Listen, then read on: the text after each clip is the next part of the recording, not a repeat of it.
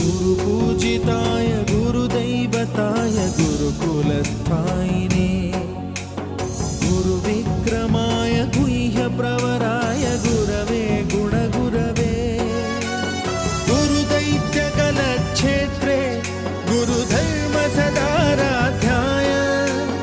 गुरुपुत्रपरित्रात्रे गुरुपाखण्डखण्डकाय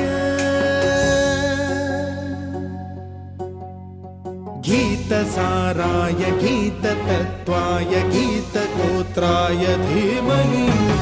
गूढगुल्फाय गन्धमत्ताय गोजयप्रदाय धीमहि